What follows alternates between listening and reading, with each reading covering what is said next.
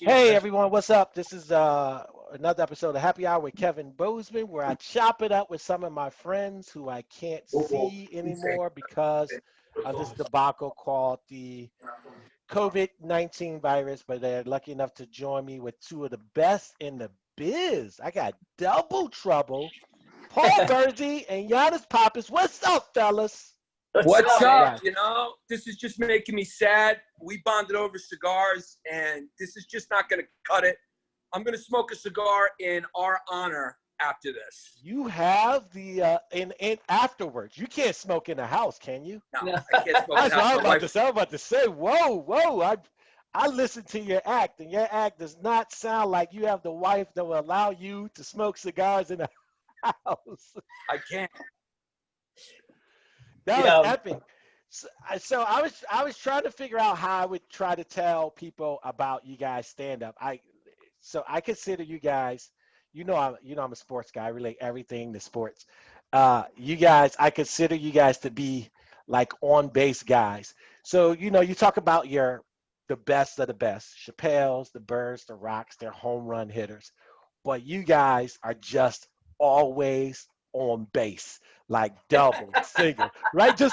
You always moving the base path because all of your jokes are just solid and just getting on base. Like, so it's just like you tell a joke like, I was listening to your bit about your wife and about how you guys get into arguments and she phrases things wrong. And then it's just like about the picnic, about going to the picnic. It's so funny, but what's so funny is that you took that topic and then you just strangle all the jokes out of it, right? I was like, why am I laughing at Sarah McLachlan? That's not even in my wheelhouse. Right? So you don't like strangle Sarah out. McLachlan? Not even when you Absolutely get sad? not even a little bit. Stop it. So Not even if you want to adopt a puppy? Definitely not. And I've adopted 2 puppies, and I still don't want her in my wheelhouse. So, but you just strangled out all the jokes. Like you make sure you get all of it out. And then Virzi, when you talk about, the fucking being depressed and dealing with depressed, and it's like that. When people hear depressed, there's so many people that's depressed, and then you hit that urgent care uppercut, and it's just like, I was like, shit. Virzi's up the bat. He's got 2 strikes on him right away. He's talking about depression, and then slap right urgent care on second, just chilling. I'm like, these dudes are just so fundamentally sound. You know what, man? I appreciate that, but you're making me think of something really funny. You're bringing back these sports memories. I remember being at Yankee Stadium, and there was a guy hammered sitting in our section, and he was from Jersey City, and he was hammered, right? And every time a Yankee would be on second base or on base, he would just stand up and he would go, "Don't you dare leave him out there. Don't you dare leave him out there."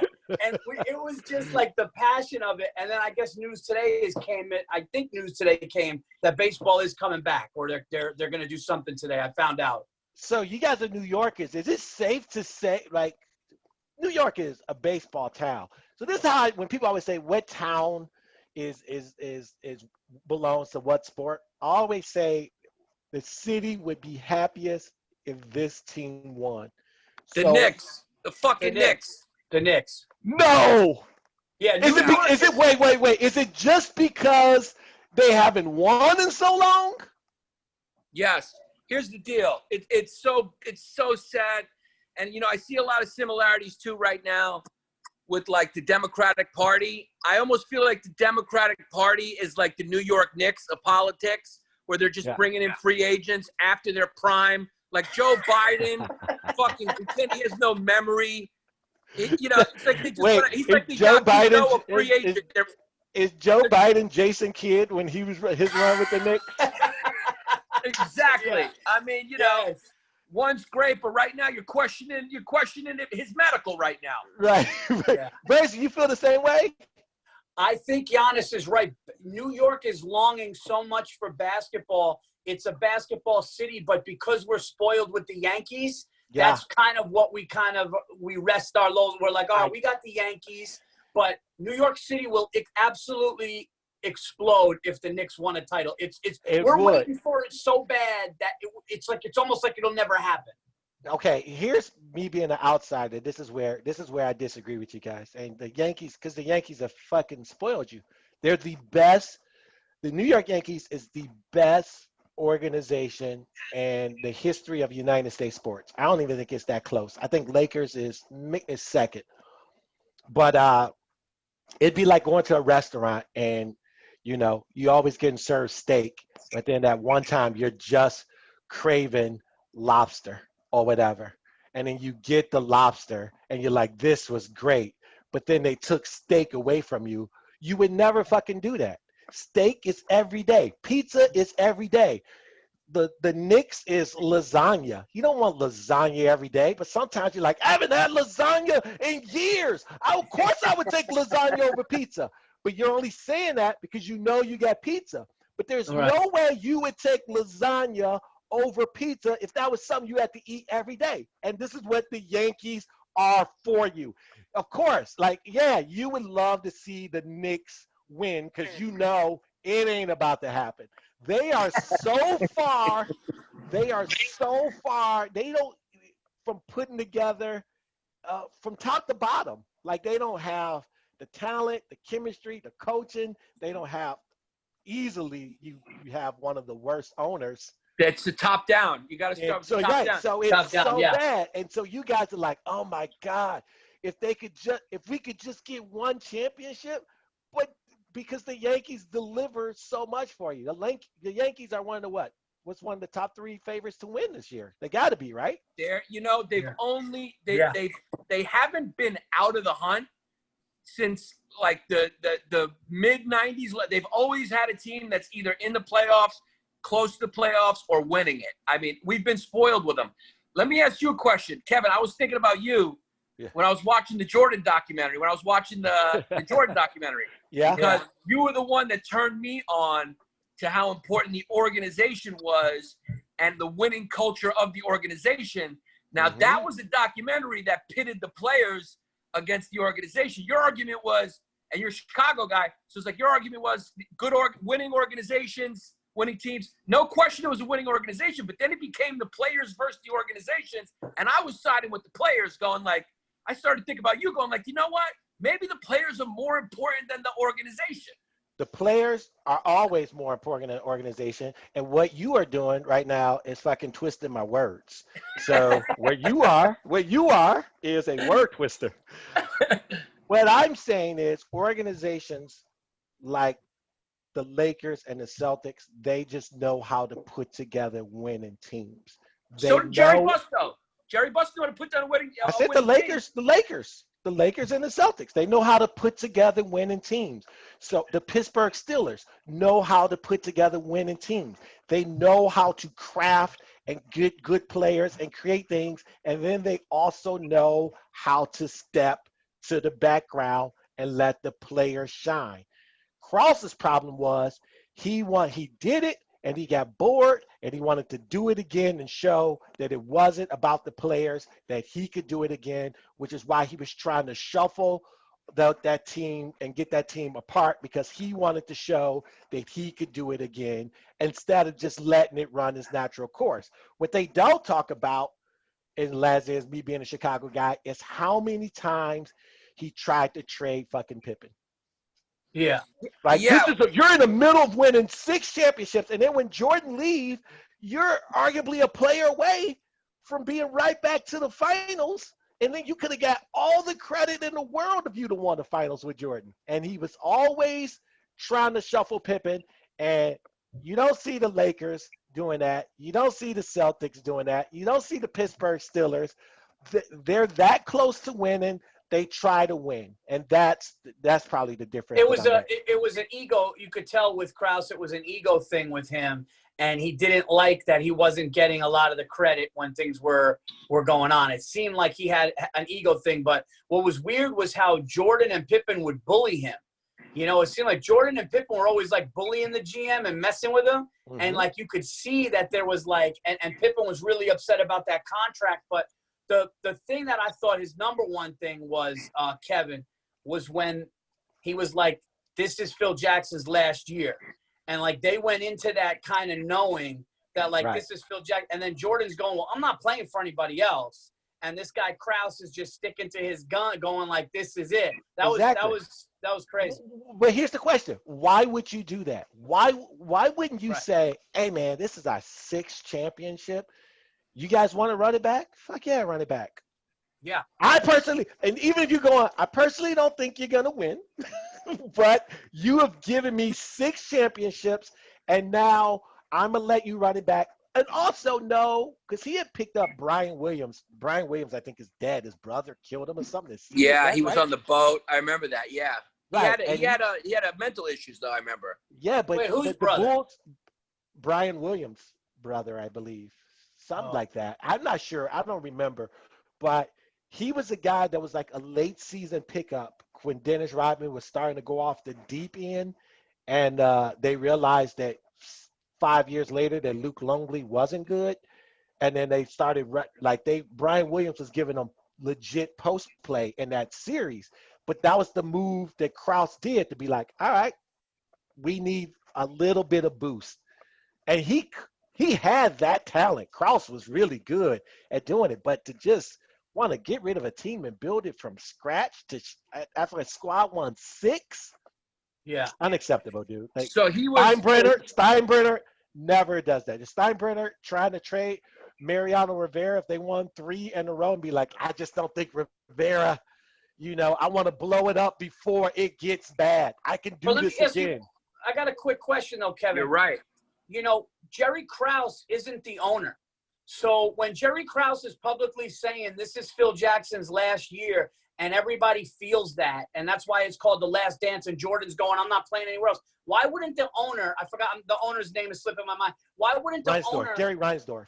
Yeah, why wouldn't he just go, listen, like, what do you, like, because Steinbrenner would never have that happen, like you said. Steinbrenner would never have his GM running his mouth going, you know what, this is Joe Torre's last year after they did 3 or 4 World Series, and Jeter was like, I'm not playing for anybody else. Think about that. If Derek Jeter said that, George Steinbrenner would have been like, well, he would have told Brian Cashman to get out of here. And, so, yeah. So I think it's a couple of things. One, I think for the Bulls, the Reinsdorf, the Bulls is a hobby to him. He's a baseball guy. He owns the White Sox too. Yeah. He's a baseball guy. And also, he is a loyalist to his front office, which is why the Bulls are so bad right now, because he keeps people on way too long. He should have fired Paxson 3 years ago, and he just now got around to getting rid of it. So he was loyal to his general manager. So his general manager came to him and said, I can't fucking work with Phil Jackson. And he was just like, all right, cool. And he could have been like, yo, Doc, see ya. Like, that would have been my choice. Yo, man, I appreciate what you did, but Phil and Jordan stays. If you can't get past that, sorry. But here's the question, though. If you bring somebody in and the dude is super successful and you brought him in, what happens that make you dislike him? That you can't work someone that you found, you brought in, and he was as successful as you thought he could be. What would make you go, fuck that guy? I think it was because Jerry Krause looked so fucked up, I mean, he looked, if you looked like, I mean, the guy looked like he was a creature in the fucking Lord of the Rings. I've never seen an uglier human being in my entire life. He didn't even look like a human being. This, ladies and gentlemen, this, ladies and gentlemen, is only a perspective that a New Yorker would have. Yeah, I mean, so no, the reason why he's like that, Bozeman, is because look how ugly he was. Yeah, I mean, he was so attribute to that was his looks. He was so insecure that he couldn't handle it. So he wanted credit to make up for the fact that he looked like somebody who really should have got his stomach stapled a long time ago.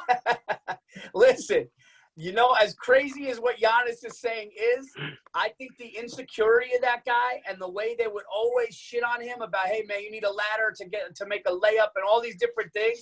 And I think that he never got the respect, even in the public eye, because they even mentioned that in the doc. He never got the respect in the public eye of like being the person to kind of gel that team together. And he felt like, I think his ego felt like he could get rid of people and do it again. And then when Jordan was like, well, I'm not coming back. But what about this, Kevin? What about the fact that Horace Grant said they left out a lot of stuff? What about Steve Kerr saying the punch in the face didn't go down like that? You know, there's a lot of things. A Listen, lot man, of things. Jordan is, we've talked about this. I think Jordan is the GOAT, and I don't think it's really a thing. Right. But here's one thing that I wouldn't absolutely, if I had to choose somebody to hang with, I choosing Team LeBron over Team Jordan. I do not. I believe Jordan would lie, manipulate. He will say all this shit, and I truly believe in his crazy brain, he believes that's what happened. So all the things that Horace Grant was leaving out and stuff, because the guy said, I don't know if it's true or not, the guy who did the doc was like, listen, man, we were working with 3 different people, and at no point was Jordan like, don't put this in, don't put that in. So the shit they asked him, he answered, I think, to the best of his crazy brain ability. I just don't like that guy. I don't think that Jordan's gonna ever go down as like the most honest dude ever. No. Right? Most competitive? Yes. But if you're the most competitive dude, you're probably gonna lie a little bit. He's not the greatest guy. You could tell. No, he's not a great guy. No. Some things about him are great, but other things about him aren't. He's as crazy as it sounds, he's a human. He's a human being. Let's just say if he was playing now, he'd probably get canceled. They'd probably pull up a tweet of him saying some shit. He'd be done. Yeah, Jordan definitely. They'd be like, look at Jordan call his whole team faggots. Yeah. Here's a tweet of Jordan calling the entire squad faggots. He's done. Yeah. Yeah, I mean, that was the era where you could really be a dick and all the people knew about you was that you were great because you could really hide a person's private life. Now, you got to, not only can you have to be a great athlete and competitor, you got to be a good person or pretend to be at least. He did have a code though, right? Because he never once renegotiated his contract. Imagine that. Yeah. Imagine that dude sitting there making $3 million a year and honoring that contract. What a fraud of a fucking contract that is. Even back then, so he did have some sort of code of ethics, but it was just I just don't think that we can't understand how that brain works. But we know it's flawed, but we also know that, when it's game time, I want that guy. Yeah, he was all about the sport. He didn't care about anything else. And, he didn't really have Pippen's back with Pippen's contract because Pippen was getting fucked. Yeah. Pippen, that documentary to me was just as much about how much Pippen got fucked as it is about how competitive Jordan was. Yep. It showed a lot of different facets of it. So here's the thing, though. So now Jokic from Denver has got corona. Nadal Djokovic got corona. Avery Bradley said he won't restart because Avery Bradley, who plays for the Lakers, said he would not be joining the restart because his son got respiratory issues. Malcolm Brogdon for the Indiana Pacers now has tested positive. Tell me I'm wrong in thinking that this is the fucking stupidest idea to restart the NBA. Why not just let this? You can't tell me 6 months later you could tell that that's the best team that started in October of last year. I know it's a money grab. But at some point, I think where the money grab is, the worst player is not getting his annual $3 million per. Like, should you punt this year, or am I missing something? I think you should. I mean, I think those guys will be okay. I think the Rona, the crown is still marching around. The people that are really suffering are all the ancillary jobs around the sport that should be getting better bailouts from the fucking government, but they're not because those people are just straight out of work. So it's like those guys can sit out the year, and they should because the corona is still going around. I think it's more about the people who work in the concessions and the ticket holder, people working. But there is no concessions. They're going to be playing in a bubble. I know. That's why. What's the point of the season? That's my point. Like, what's the point of the season? The basketball players got enough money to wait till next year. Get some bailout to the regular people in these industries. That's where the fucking federal government's really fucking this up. Donald Trump needs to fucking send some, like, the $1,700 is a joke. I mean, it's like our economy's still closed. Fucking send some money to these people. Right. Oh my God. Yeah, and plus, here's the other thing. You know, the NBA season starts October anyway. You might as well just wait. Look, we're already almost in July, right? So just wait the summer. Let this thing calm down. I mean, they're already. Cuomo just said people that were in a hot spot now that came back, like basically myself, because I was in Arizona, but now I was in Arizona almost 10 days ago. But they're shutting down now. As a matter of fact, how crazy is this? I got an email today from somebody that saw me in Arizona, and they said, "Man, when you were joking on stage about how we don't care, you were onto something right now, because now they made masks mandatory, and now they're staying at home, and numbers are going through the roof in Arizona now." And they was going, "Paul, you got out right on time." So you did a show out there. I did a weekend there. Where at? 2 weeks ago at Copper Blues. It's not in downtown, so the numbers where I weren't. I was more in the suburb, but those people in Arizona, and they're great comedy fans. And I'm not trying to be disrespectful to them, especially people that came to my show, but like some of those people were talking like this shit wasn't even real. Right. Is it? And you guys being in the fucking frying pan, literally, New York, was it social distancing for your shows? Yeah, so what they did is they did half capacity. So they did half, because they're in a higher phase because their numbers were lower. So they're in like phase 2 or 3 already, where New York just got out of phase 1. So they were having 50% capacity, no meet and greets, 3 different microphones for each comedian. So it was careful, but the point is, out there, they look at it differently than here. And now they're seeing, California just had 6,000 reports, I think, Monday. Right. So, because I'm doing Indianapolis, a Helium, my first live show since beginning of March, and I don't feel great about it. I mean, I feel great, but I don't feel great. That's horrible. I'm be honest with you, dude. I got a 102 fever, and I'm doing this shit. You know what's funny is like 102. I'm about to fuck some people. I'm not gonna lie. Yeah, I mean, I don't know, man. I look at it like I need, at the same time, I want to get my hour back and get going. Yeah, dude. Like, I'm listen, so rusty. man, I need I got kids, I got a house, I got cars. Like, I want a paycheck too.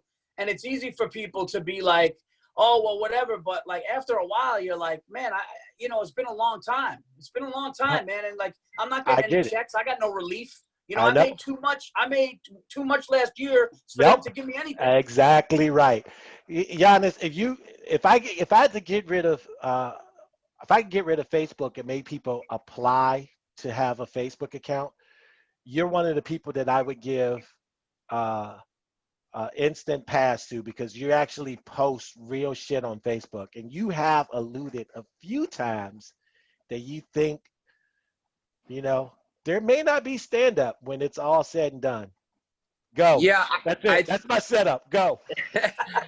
Yeah, I don't know. I was just lucky enough to have a few people who I know who are doctors throughout this whole thing, because the media has been all over, and I think a lot of it has exposed how fucked up our media really is, and how much people just post fiction in order to get clicks. And, at 1 minute they're telling you not to put on masks. They're telling you it's going to be gone.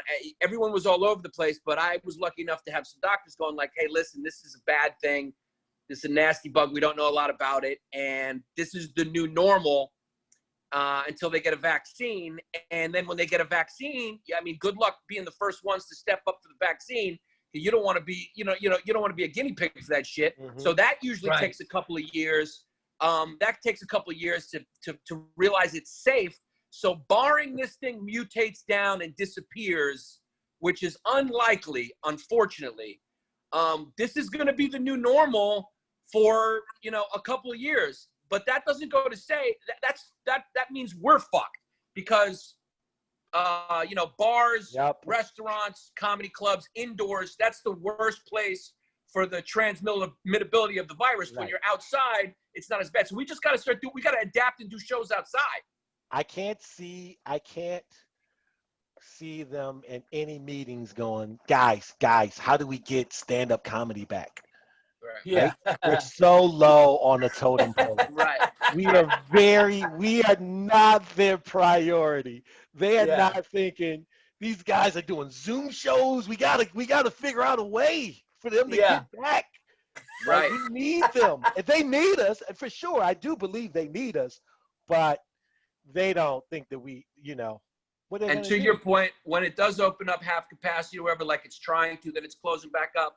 A lot of those weekends and shit are going to go to the big home run hitters who are going because they can't do arenas. They're going to come start working on their shit at the half capacity as the clubs. So they're going to take weekends. And then the guys like us who constantly get on base got to figure shit out.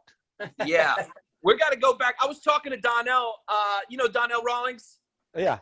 I was talking to him today, and we were talking about how it feels like we're returning to the hustle, to the grind, where he was even saying, he was like, listen, I think the Chitlin circuit is going to come back. One night shows, get in your own room at a bar, going to a city, don't do a comedy club. You find yourself a room, get a door deal, shit like that, where, you hustle for it. And instead of doing traditional comedy clubs with deals and bonuses, you go, hey, I'm going to get my own room here and just and try to work out a financial door deal for myself. Man, I've been doing a lot of Zoom shows, and they've been working for me. But I do them just for corporate stuff, and I like just doing some stand up. I do like a best of Kevin Bozeman. I'll riff about their company, but I like getting in and getting out, and then just going downstairs and having a drink. I drive to my hotel room, not packing. I just go downstairs and have a fucking drink. How's your show, Dad? Get the fuck out my face, kid. I'm having a drink. It's after show time. It's after show just because I'm home. Just because I'm home, don't mean we talking. Get the fuck out my face. Let me decompress, and I'll come and visit you. Right, I'll visit you when it's time to visit you. But right now, get out my face. I agree. I actually agree and disagree with what you both said, because I think what Yannis first stated was right, where he's like, the media has confused even me to the point where even my opinion on things has changed to the point where I'm like, Paul, are you a flip-flopper? Because when it first came out, I'm like, wait a minute, there's 328 million Americans. This is going to be not even 1%. People are going nuts. Then I saw what happened in my city, right? In New York, I saw friends of mine on ventilators and on this. Then, you got the guy who's in the head of it for Trump's thing, Fauci, doctor, going, yeah, well, face masks work. Then they don't work. Then you find out the reason why they said they don't work was so that the medical, the healthcare workers can have them. Then they say this symptom. Now he's saying he's never seen a virus with all these symptoms. But I think that going to Arizona opened my eyes to really let me know that people aren't listening.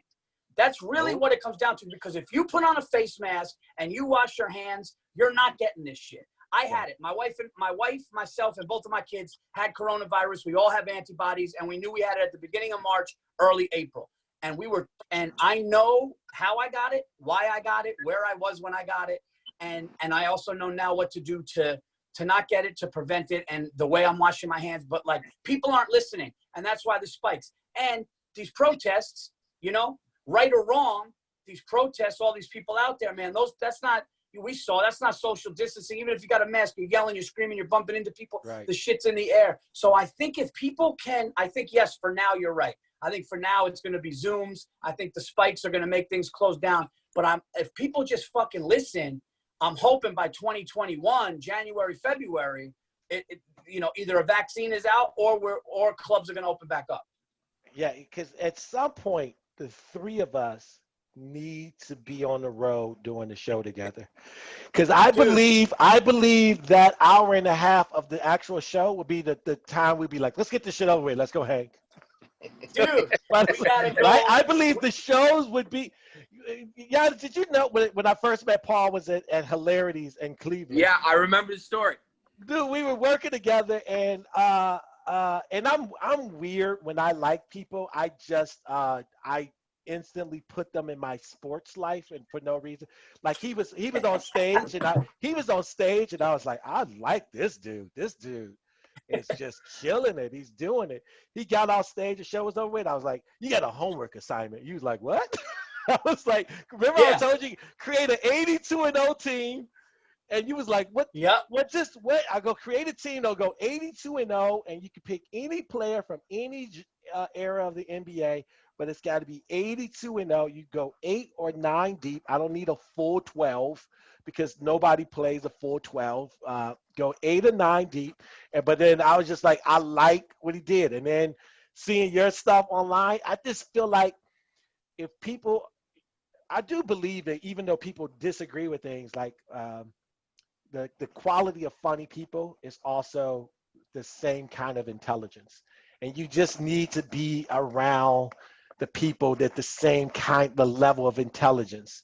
At the very least, you should always strive to be the least smartest person in your group, as opposed to if you're the smartest person in your group, you're in the wrong fucking group. I say that it's the same thing about stand-up too. If you're the funniest person in your clique, you're in the wrong clique, Holmes. Yeah. It's always, people are seeking the comfort of bubbles now, and it's no good. It's no good. I mean, it's really unrealistic that people expect everyone's supposed to agree with every single thing you say, and for you not to be challenged on a point from a total stranger. It's like most families don't even agree on anything, and you expect a total stranger to have the same exact opinions as you, and if they don't, you just write them off. I mean, how's anyone going to grow or learn anything if they're not fucking talking and dealing with things like adults? It's people have different perspectives, they have different experiences, and that's no reason to like not talk or to write somebody off. It's just because you may come from a different place. But that's what people are doing now, and it's crazy because it's like you're somebody who disagree with. I'll bring someone up who you disagree with. Your own fucking father. You know, most people don't even agree with their own fucking father or brother or mother, let alone a fucking stranger or someone who's an acquaintance. It's Dude, crazy. I got this. Remind me, this is a funny story. This is back when I was right around college time, and I was came home for something because it was in November or whatever, and my mother and father had walked in a house, and they wasn't saying anything, and my father kind of had his head down. And I was like, what's going on with you two? And my mother, without missing a beat, was like, yo, daddy was the only nigga in Chicago that voted for Bush, and stormed upstairs. Because your daddy was the only nigga in Chicago that voted for George Bush. And he was like, well, Kev, I was just trying to, he had so many stuff out there in the foreign thing. I wanted him to finish that. And I was just like, okay, all right. So no dinner tonight. This is a wrap. Yeah, and it's just like you said, it's just like, I think with your I parents. think that people What do you think you're I gonna think disagree that with people somebody you never met? I think that people that are alike. Oh, I'm sorry, go ahead. No, I was just echoing what Yannis said. Go ahead. You go. No, I think when Giannis and I were talking about this yesterday, the same type of dudes kind of migrate towards each other in this business without even knowing it. And it seems like everybody that I'm cool with and everybody that I can instantly either bullshit with, joke with, even if we're on different pages, you're like, there's something like, I don't know if you remember, Kevin, we were at Hilarities and me and you were talking and we argued about something and I tried to get my point in and you go, whoa, why are you interrupting? And then you go, did you do that with your wife? Do you do that with your wife? Right? I remember you said that and I was like, oh shit. And I was like, that was the first time somebody, and I was like, fuck, but I knew you were a family dude, and Giannis is a family dude, and even like guys like Burr and my buddy Joe Barton.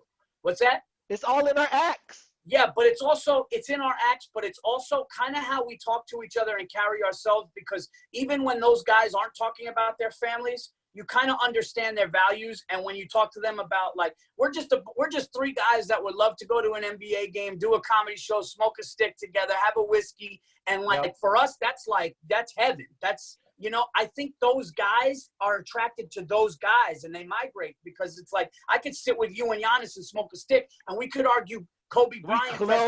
We closed that shit down. Yeah. That night. And that place, I mean, it's like the only. I don't get why there's not more cigar places in Manhattan.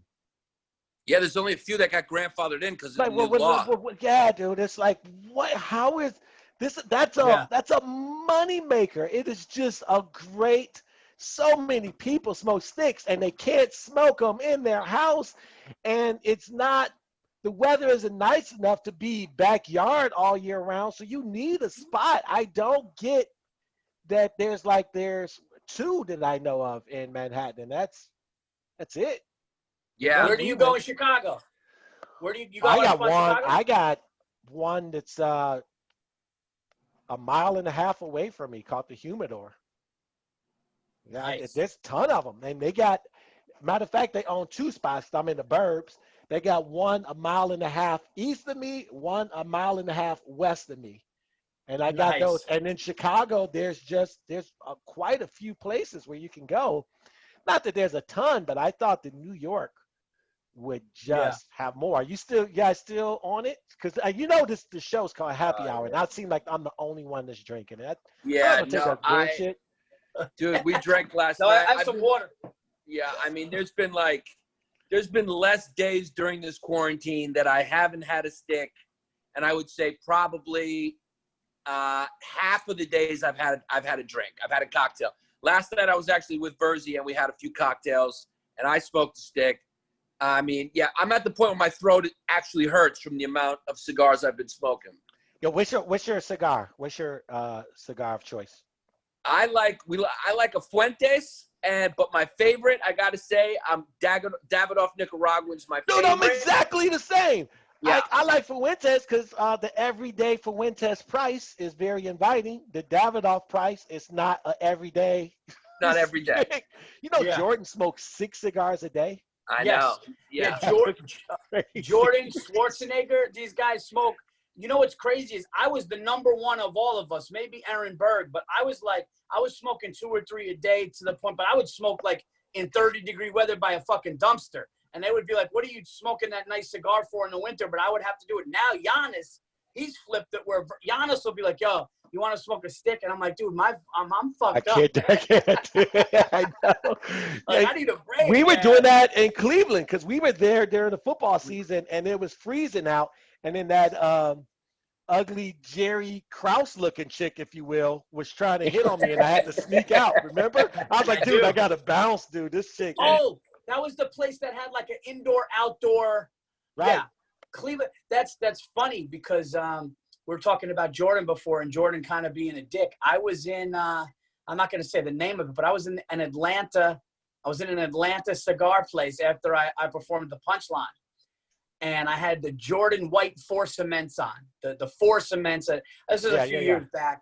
And the manager, somebody working back there just looked and goes, oh, man, nice J's, man. He goes, I'll never wear those again, though. And I was like, why? And he's like, that dick came in here and was the worst. And I was just like, really? And he was like, yeah, he came in here and he just wasn't. And like, I've heard so many stories. So then when I saw The Last Dance, I'm like, I tried to figure out why he was that way, but he's a stick. I mean, he's a golfing stick. All Jordan does is golf and sticks. Right. And I also get that, like, man, that dude, you can't go out. Like, what kind of life is that? He's been on quarantine for 30 plus years now. Over 30, since the 80s. So 35 years, he has been this life where everyone's pitching a bitch because they can't go out and get their hair did. That's been his life for 35 years. Make no mistake, there was a good chunk of time where Michael Jordan was by far, the most famous human being on the planet Earth.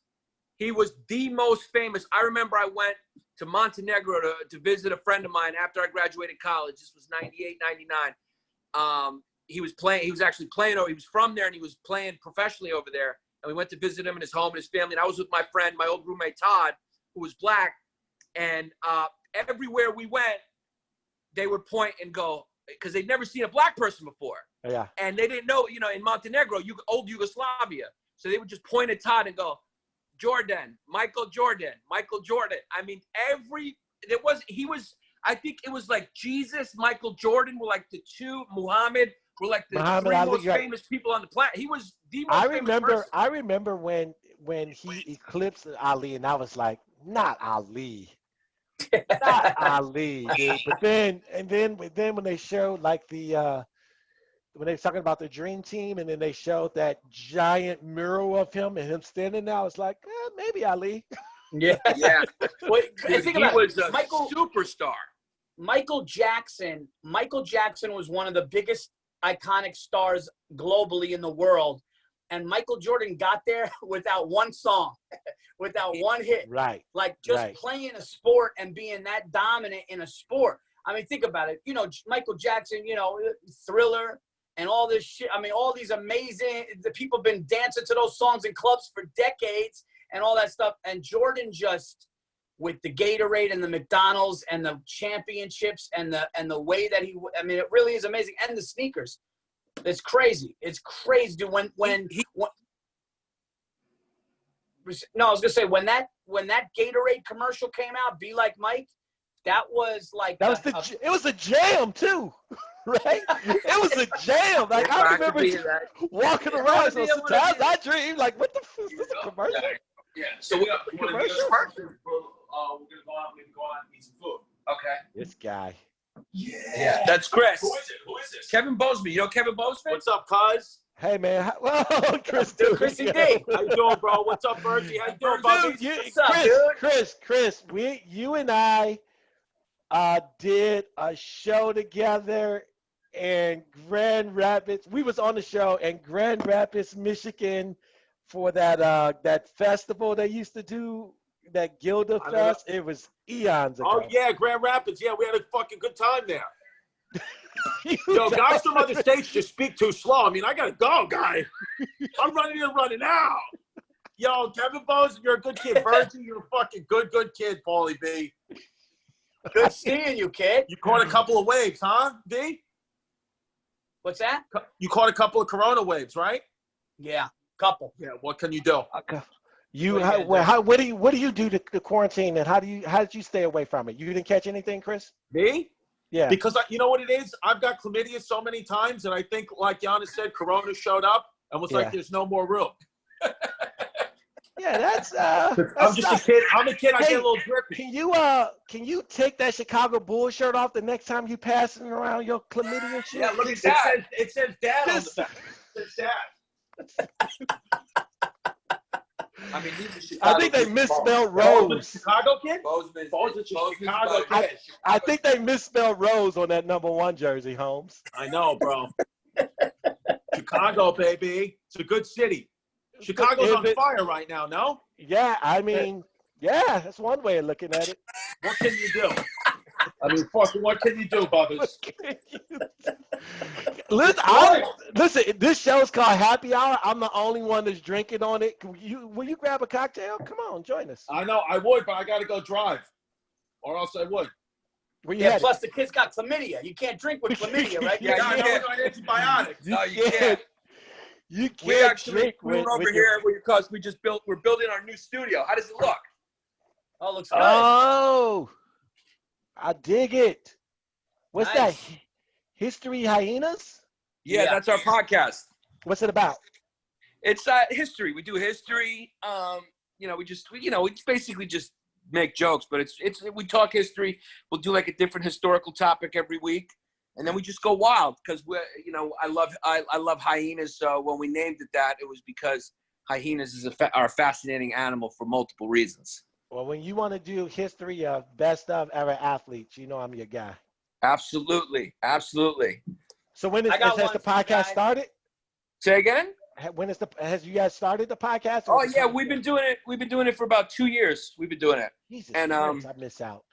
Yeah, it's going good, and we decided to finally build a studio, so we just invested some money, and that's what we were doing today. And we just kind of we still got a little bit to go, but our set is coming together. When Virzi, you have your podcast, the Virzi Effect. Yep. Been doing it for a while, and during quarantine, actually built the studio in my house during quarantine because we had the space for it, And I was in the house doing nothing. And I'm like, let me get a room where I can go in and, you know, soundproof it and do all that. So, but I wanted to ask you something because I think I'm right on this. And I want to know if you guys think I'm right. You know, we are talking to, I know we don't have cigars right now because our wives would freak out or whatever, but I think Kobe Bryant, rest his soul. I think Kobe Bryant, I'll take Kobe Bryant over LeBron James any day of the week, any game. We had this whole conversation already. Yeah, but with Kevin? Yeah. Oh, yeah. Kevin's a big LeBron guy. And Kevin made a lot of good points about LeBron. So you would take LeBron over Kobe in their primes? Listen, this is the one thing that I say. I definitely believe LeBron is better than Kobe. But I also, and I'm not a guy that give a lot of inches. Once I make up my mind is made up. I definitely believe there is a way that I can be talked into Kobe being better than LeBron. But no one has presented that way to me yet. But I do, for example, there's no way you can talk LeBron being better than Jordan to me. No way. I've exhausted every angle you can come up with. But there are some things with Kobe and LeBron where you just got to pick and choose what's more important to you. But I'll say this where I did my top 25. I don't know if you saw that. I did my all-time top 25 list. I broke down. And people was bothered that I had Kobe 11. And I'm bothered by it. 11. I know. All right. I'll break it. I'll tell you the problem that I have with Kobe. The biggest problem, if I keep it simple, is he tried to rush the process. He didn't just let the things happen organically. If he did that, he'd been much higher. Because think about it. So they get to the finals against Detroit, and then somebody on that Lakers team said anonymously the reason why we lost was because Kobe was trying to be MVP. And then I pulled up the numbers. I mean, dude, he was fucking awful. He would be like, Shaq went 14 for 16 game one, and Kobe was like 7 for 21. And they had 78 total points. Shaq was like 13 or for 16 from the field, and Kobe was 7 for 21. Every game that they lost 4 to 5. So imagine that.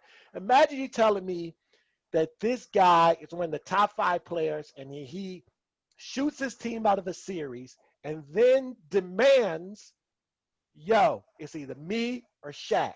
After he just shot you out of a series, then he demands to be traded. Then they do trade Shaq, get rid of Shaq, and then 2 years later, he's like, fuck this team, trade me again. And then they gift him Paul Gasol. Jerry West did, because, you know, they gift him Paul Gasol. And here's another thing that's right. Here's another thing, Virzi. Tell me the iconic, as many finals as he was in, tell me the iconic Kobe Bryant finals moments. Oh man, you know what? It's funny you said that. We were talking yesterday, and it sucks that you put me on the spot now because I need to actually go back and look. There's nothing to go back to. He really doesn't have any. No, but that series where he was shooting from the perimeter and he was knocking down big threes in game 6 and 7s. I got it because I was talking about that 6 and 7s, and I'm talking about the finals. No, I got to look back. But Kobe has some big moments and big shots and big games. Giannis, how many finals was Kobe in? 8? He was in. He lost one to the Celtics, 1-5. That's 6. I think he lost. 7? I think he was in 7. He lost 2 and 1-5, right? Yeah, he lost to the Celtics, and he lost to the Pistons, right? Right. When the Pistons. So he lost to the Celtics, and he lost to the Pistons. Yeah. So that's 7 finals. Tell me his moments where you were just like, that dude. I think he had he put 140-point game in game 1 against Orlando. Now, Kobe's bread and butter throughout is he's going to score points. But what's his iconic finals moment where you just like, that dude is just separating himself from everyone else? That should count. He's a better defender than LeBron. Yeah, on ball. Yep. On ball. He's a Yeah. better on-ball defender, and he's definitely better scorer. And if it's the game's on the line, I'm definitely going to Kobe. Yeah. Those three things I'll give you. It's just like if we in a baking show, like I'm already give you the fact that your cake is gonna look better than mine. Like I'm not gonna even argue that. I'm not gonna even argue Yeah. those things. Those things are without question, but it's more to it. It's more But to it than that. in, Who was your in number? LeBron, Who was yeah, your number 25? Who in was your number LeBron's defense, I 25? was going to just say Karl Malone. what? ahead. Karl Malone was your number 20. Karl Malone was your number 25. Yeah, 25. Where did you have Duncan? Wow. Where did you have Duncan? I had Duncan 9. Wow. Wow, Wow, you I had wanna Duncan. hear this Wow, you list. had Duncan. But you had Duncan. Dude, Duncan's a monster. No, that's not true. I had Duncan 10.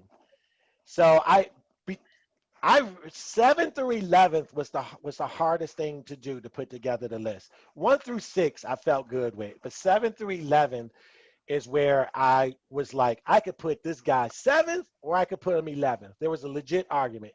So 11 was Kobe, 10 was Duncan, 9 was Shaq, 8 was Wilt, 7 was Hakeem.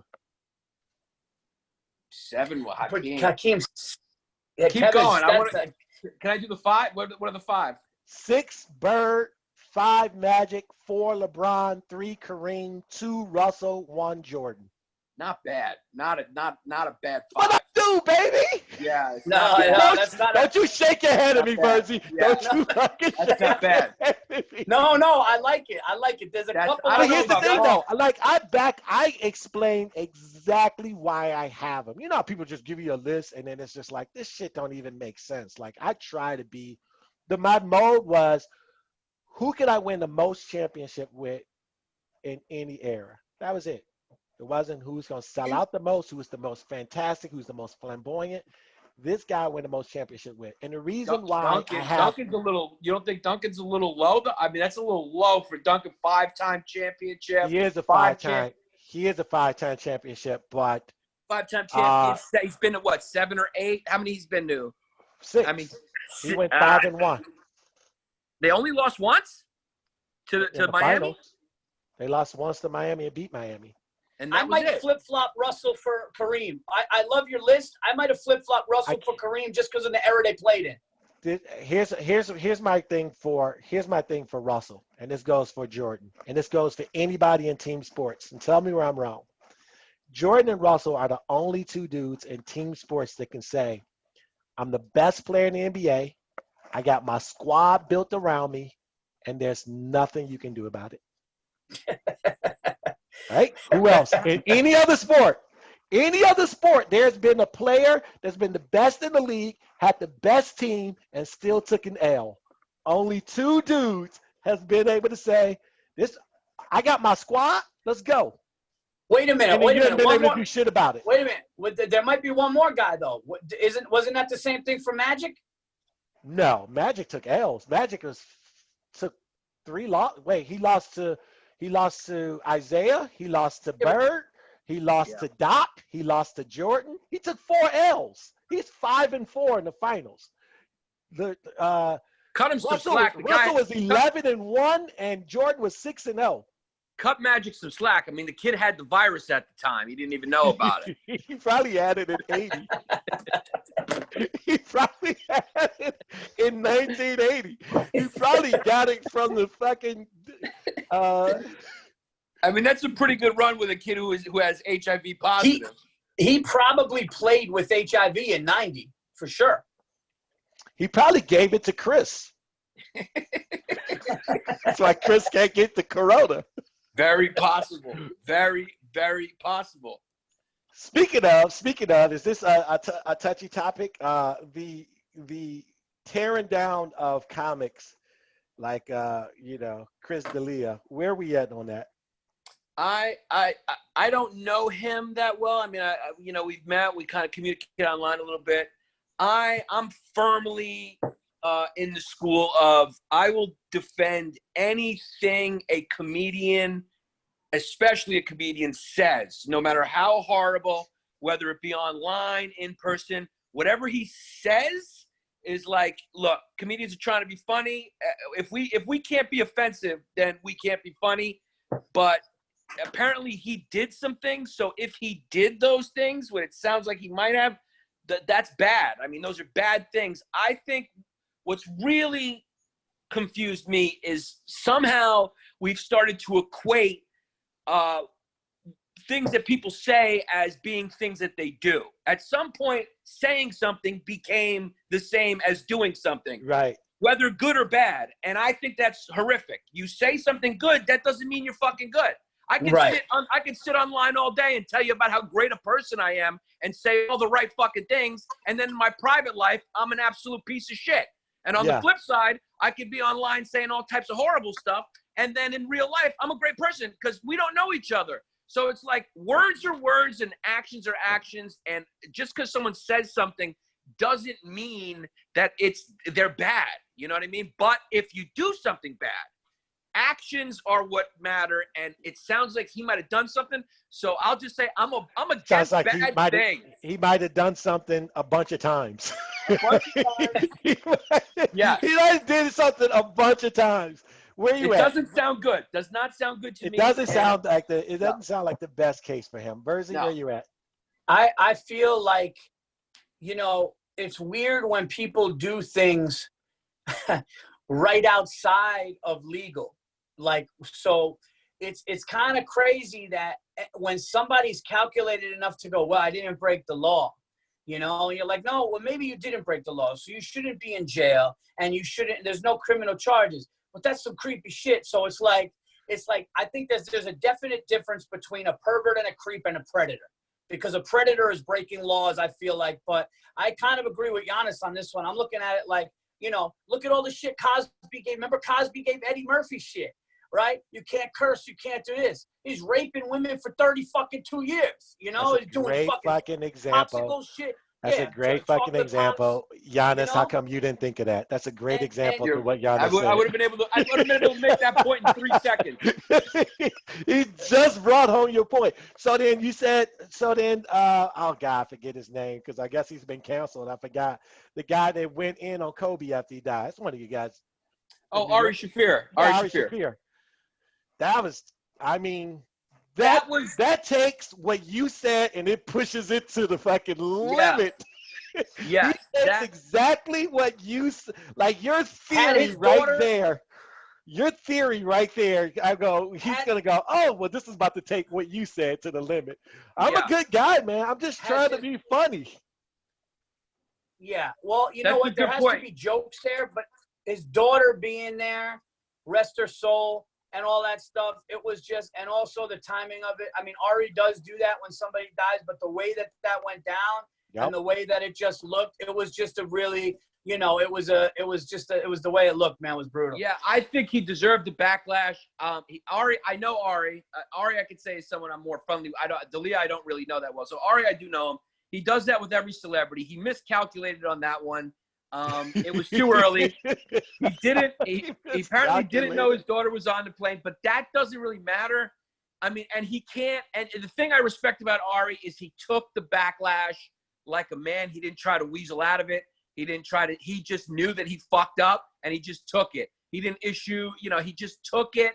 And when you see him now, he goes, yeah, I was stupid. It was fucked up. I was dumb. It was stupid. So it was like, there's just no way that was stupid. But make no mistake, yeah, he didn't do anything.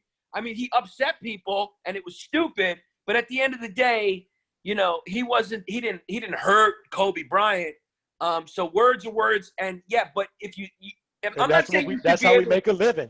Exactly. I'm not saying we should not expect backlash as comedians. Like totally. There's no game to it. There's no art form if it's not a tightrope walk. So we should accept the backlash and we should accept the fact that we can offend, but to condemn someone through their whole life for something that they said just doesn't seem very American to me. You know what I mean?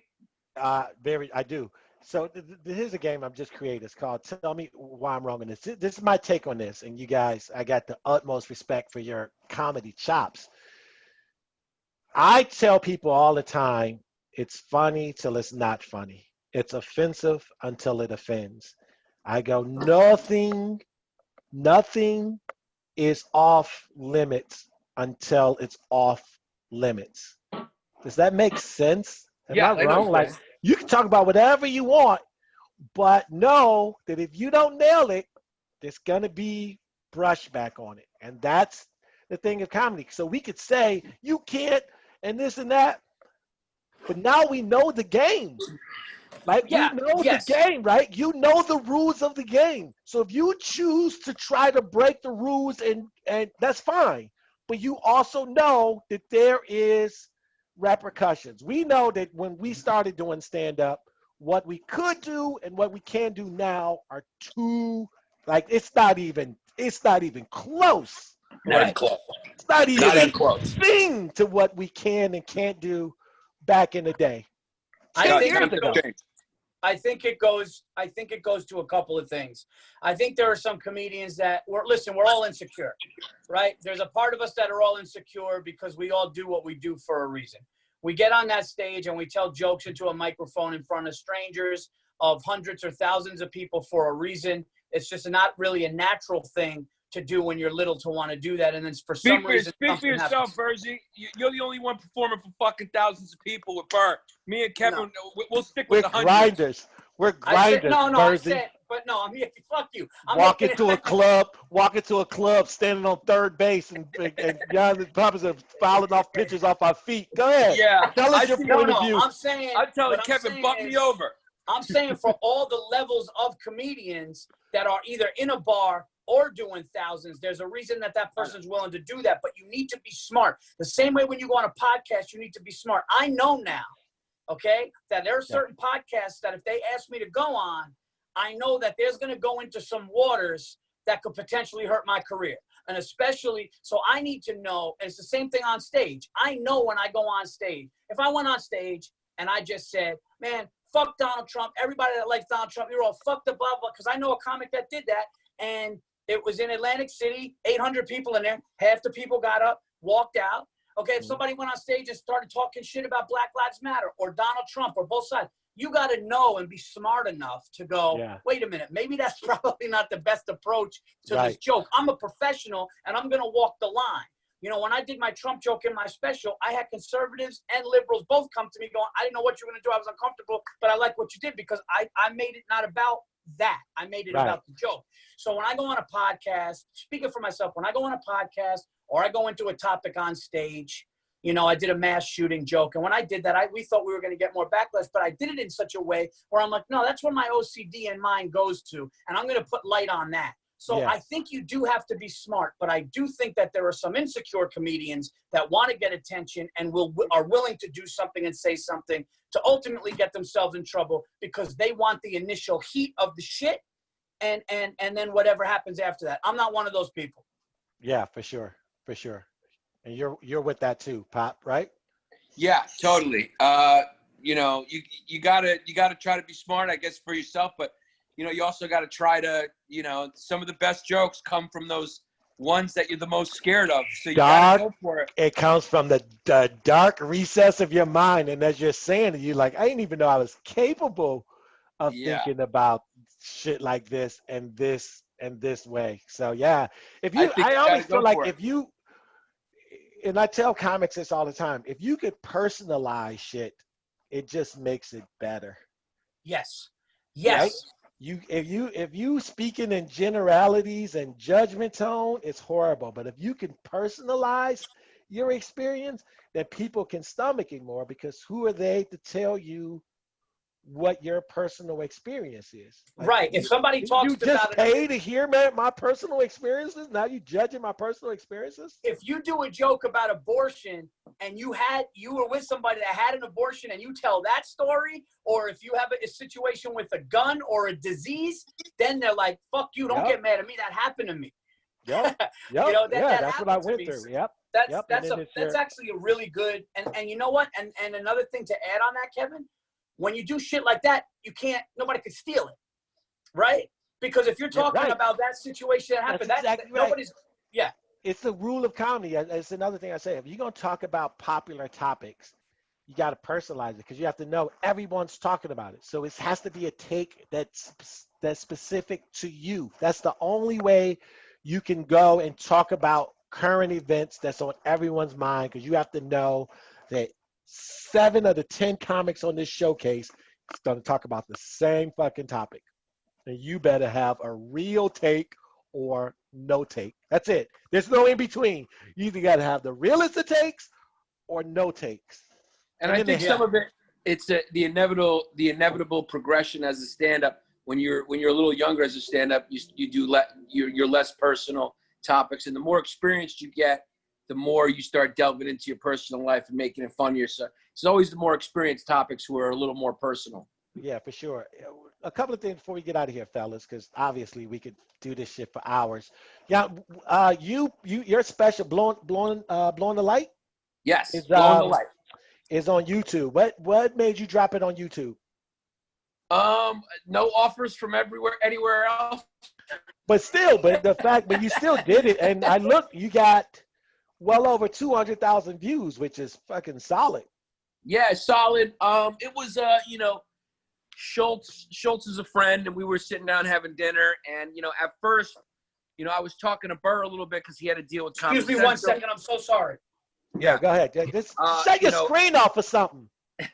Yeah, you just put an empty chair on there. So I was talking to Burr because Burr had to deal with Comedy Central, and he was producing a few with All Things Comedy, and he wanted to produce mine.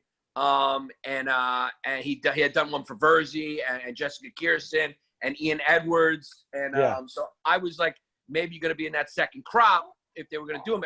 As it turns out, I don't think they did them, but I didn't want to wait, and I was kind of impatient. I just wanted to do an hour, and I saw how, like, if you put it up online and give it away like the way Schultz was doing it, and you have a Facebook clip that's like in the millions. So yeah. And so I was just like, you know what, let me just do it. And Schultz was like, let me produce it and direct it. And I was like, let's fucking do it, because I was anxious to do it. So I just didn't win I did a few weekends, and then to warm it up a little bit, and then I just shot it at a club and paid for it myself and threw it up on YouTube. And it's a new era where if you want to recoup on the ticket sales, you put something up like that up, you can make fans. And also, don't forget, I also put it on Pandora and Sirius, and so I put it out as an album, so I get that kind of that sound exchange money. Yes, so sir. At the end of the day, the business has changed, and we need to change with it. And I think that the biggest change is to be more independent, more entrepreneurial.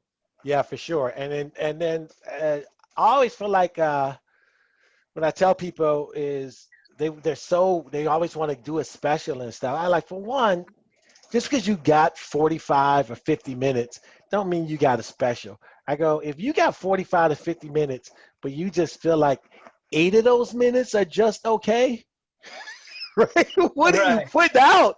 Like, you gotta love all of it, dude. You have got to love all of it, because when it goes out there, it's out there. There is no bringing it back. And that's the thing about, like, I look at some of my older albums and I go, Jesus Christ, this did not age well.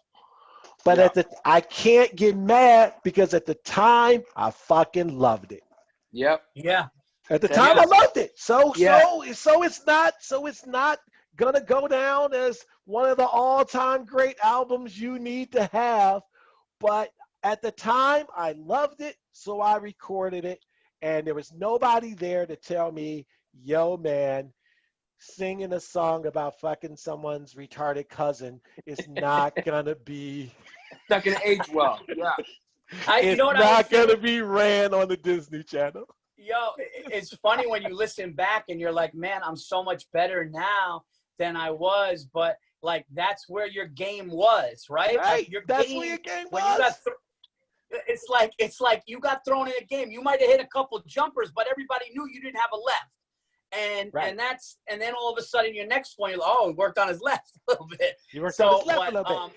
It's the growth comes from knowing the people that know, oh shit, I can't do that anymore, as the people that saying, I can still do it, I just gotta do it a little differently. And you're like, no, dude, you can't do that anymore. And that's what's stunting your growth.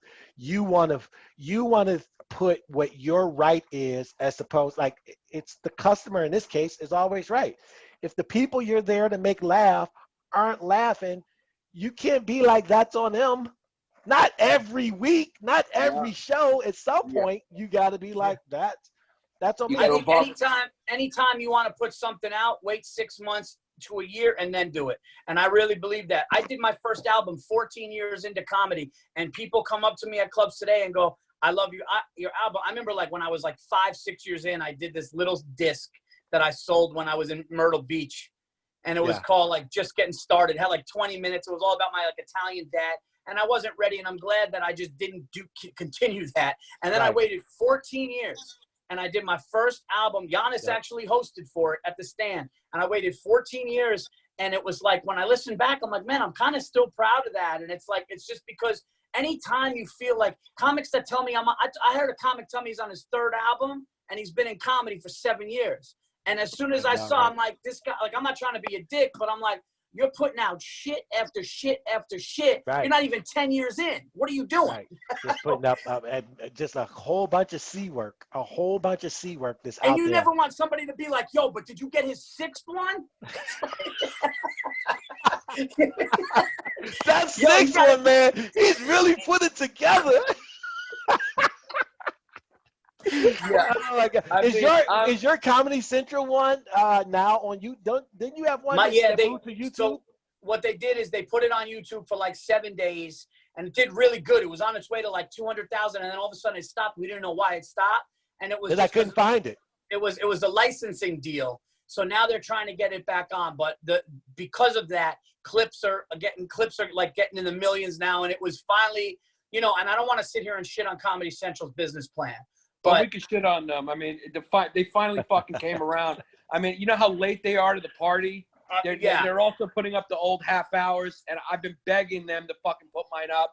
It is fucking 2014. Nobody's seen any of our specials. You know, if you want to find a great place to hide your special, do it at Comedy Central. It really, like, you know, as much as bitter, it really is like how come it exploded now? Oh, because you put it on YouTube. And once it went on YouTube, people were, so that's the thing. So it's almost like my special had 2 lives. Yeah. The end of 2018 and now there's been a resurgence. So thank God. But yeah, man, it's all about letting people see it, man. You got to see it. Mine had a Facebook life, and then it had a YouTube life.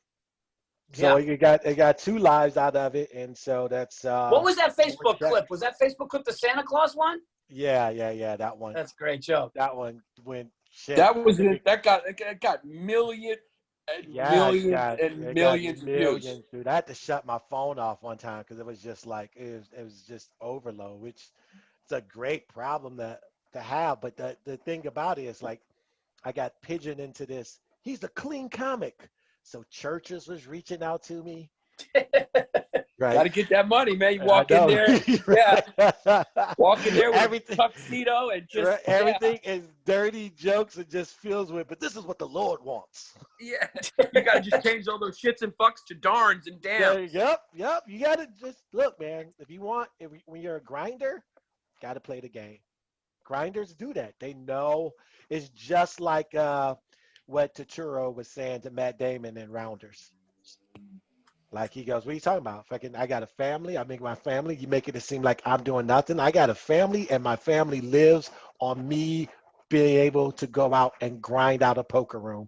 And you want to make it seem like that ain't successful? Success comes in all different fucking packages. In the end, it's how happy you are. Yep. Yeah. It's really true. Yeah. We talked about that. True. Yeah. You got a family, a healthy family, and a house, and your family's good, and you do this shit for a living, and the rest is gravy. So you baby. You could go all the way up to a castle, or you still, but it's all good, man. And it's like that's the thing people don't understand. It's like you don't have to, and that's why I think some people get desperate. I think some people are like, oh, I'm here now. I need to be reckless. Now I need to Right. say reckless shit because I feel like the door's closing and I need to be, and it's like, no, man, just keep going. You don't have to do that. Then you can fucking ruin your career. Here's the thing, this is actually the perfect time to be kind of, just an on-base guy, because this is not the time to get a deal. As soon as you get a big deal or you start popping, that's when they start looking through your old fucking tweets. Yeah. And it's Right. over. Right now, you want to fly under the radar. Yep. Yeah. I say this, the only thing, and Virzi will attest to this. You'll attest to this too, I believe, Yannis. I just got a text from him a few months ago. I think the only thing for us on-base guys is really you just want to be able to work the Madison Comedy Club. Tell me I'm wrong. Oh, yeah. it's number one. Yeah. Virzi did it, and I was on the plane flying back from somewhere. He's like, Bozeman, you told me, but I didn't know. Like, he was like, it was like amazing. Is it? Yeah, we recorded them, and one of them, my manager was like, this could be the next special. Like, if I never shot the next special in a big venue, like, I have it because of that room. It was like so ridiculous, that room. I put my album, I recorded it there. Smart. It's so good. I recorded my last one there too, and now they just redid it. I think they're now going to be seating like 400.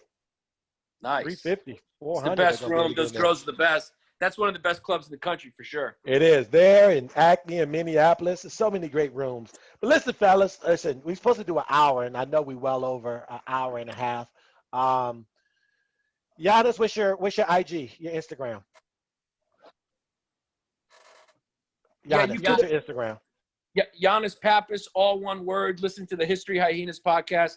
Me and Chris DiStefano, and check us out, man. Yannis Pappas. Yep, for sure. We'll be on there. Virzi?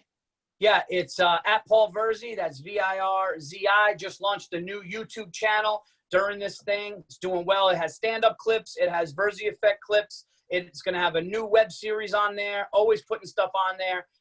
Twitter, Paul Virzi, and now TikTok. Get me on TikTok. Oh God! But I'm not dancing. I'll be editing that out. Listen, everyone, this has been fantastic. It's good catching up with funny people and good people, and this is the whole reason why I started this, is just really to catch up with my friends, and hopefully you enjoyed this episode. It's been Kevin Bozeman with Happy Hour, and we'll catch up with Yannis and Virzi around. If they are in your town, definitely go out and see them, and until next time, deuces.